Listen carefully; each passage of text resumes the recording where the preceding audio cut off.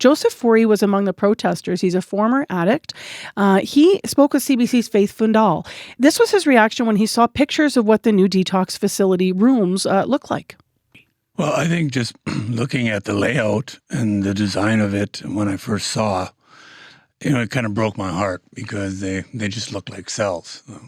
I've been in jails and stuff like that, and the pure white walls, the stainless steel toilet. There really wasn't anything in there that gave me the impression that this was going to be a place where a person could look at recovery or even detox. Joseph Fourie, with his point of view upon seeing images and video of the detox center, speaking to CBC's Faith Fundal yesterday. Now, for listeners who have not seen the photos, they were described there by Joseph. But in addition, I just want to mention the mainly white cement walls, and then there's bright lights in the rooms. They're about 3 by 3 meters, these rooms. There is that metal toilet and sink in the room, as Joseph described. The doors are gray, and they have a small window in each room here. Today, we are going to get another perspective on this. Dr. Ginette Poulin is with us, who specializes in addiction medicine. Good morning. Good morning. So you've seen what these rooms look like. Given obviously this is your area of understanding, what was your reaction to them? Yeah, I can certainly appreciate from the public eye why it can be appalling to some degree. But what I would highlight is from a medical perspective, what I see when I see this type of setting is really safety measures. So this is essentially set up like a high secure psychiatric unit, in that you've got the metal doors that I'm assuming are anti-barricade, meaning that the individual can't barricade themselves in, and people can have access to that. There are no things like objects that could be used as a weapon against themselves or against others. Certainly when we think about possibilities, these are things that come in there. It's very sterile appearing. And so from a public perspective or an individual's perspective, it can be shocking. What I would say is I'm hoping that there will be still actions that will be taken to help make it more dignified. For example, there are things like, anti-ligature, tear-resistant blankets and bedding that could be used. I do note that from the previous detox, which was a 24-hour, there are now beds and sinks, which is certainly an upgrade from previous location or services. So what I'm hearing is that the low stimulus environment, as you're describing it, might be good for people not to have that around, and also for safety, but that there are things that are safe that you're hoping might be added to kind of warm things up, so to speak, and maybe be more the word I'm thinking of is human, but yeah. I'm not sure if that's the right word or not, but you're saying there are some improvements that could be made. What is it about a low stimulus environment that would work in addiction recovery?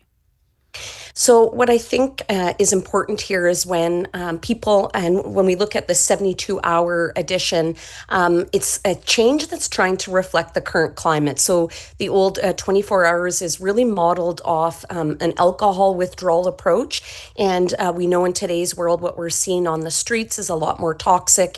And certainly the methamphetamine falls into that category.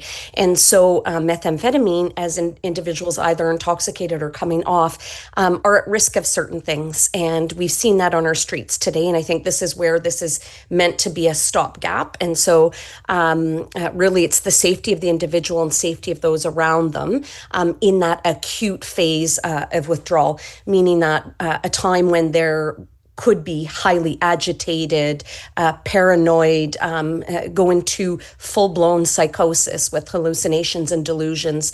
There are significant risks around safety. And so having, no objects in the room that could be used for harm against oneself or others, having no stimuli. So having loud noises, blinking lights, things that can kind of trigger some of that paranoia or that fear within someone who's under the influence of methamphetamine can be critical because that can shift and increase their agitation significantly. So those would be important. But I would also add medically, what you can't see in the room, which certainly I hope is going to be part of the picture, is having those medical assessments and reassessments, needing to assess certainly all our vitals, but hydration. There are lots of pharmacotherapy and medications that are really important in that acute phase. I just want to interject on that point. How often would a medical assessment need to be done when you're thinking about things like hydration and checking on people?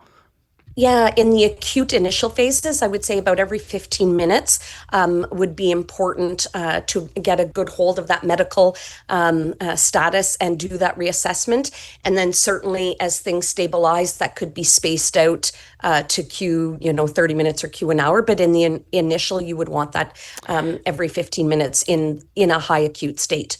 Can you help us understand, the idea around the locked door, which might seem like something that could agitate someone even further, and also around the bright lights? What might be medical thinking around designing a detox place with those things? I think, and I can't say for certain, but I think those metal doors present kind of that anti-barricade, that potential that people can't, kick it or break it down. Okay, so as you said earlier, so that's just an extension. If it's locked, it's safety. What about the lights, bright lights?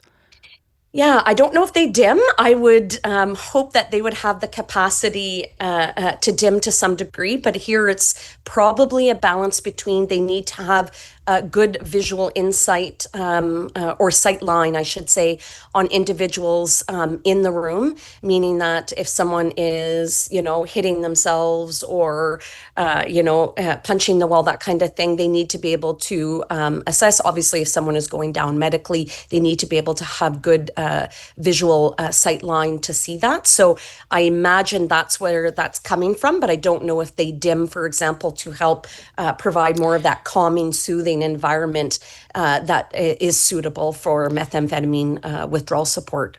Just last, having understood facilities like this and looking at the design, the first look at this, are there places in Canada that are doing something different that we might think of emulating, or is it difficult? Maybe I shouldn't project that. Is it something that is evolving across Canada and understanding how to make these spaces, do their job and purpose in helping someone medically, but also maybe be warmed up, so to speak? I would say this is an ongoing challenge, certainly here in Canada, but also elsewhere throughout the world. In the realm of mental health and addictions, there's always that balance, and first and foremost needs to be safety of the individual. And I hear a lot of talk around recovery. When we think about detox, I think this is important to note that this is really one step in a continuum, and this is not a long going, supportive withdrawal management into further care and treatment. This is that acute phase. And I think this does need to connect with the rest of that system. And, unfortunately, because of the complexity around capacities of individuals while they're intoxicated, during a time when illicit substances are so toxic, it is a challenge and it's a balance. And I don't think we have the perfect research. We don't have the perfect solutions yet. Well, to date, and we're learning as we go. We will leave it there. Thank you very much for your insight. Thank you. Dr. Ginette Poulin, who specializes in addiction medicine.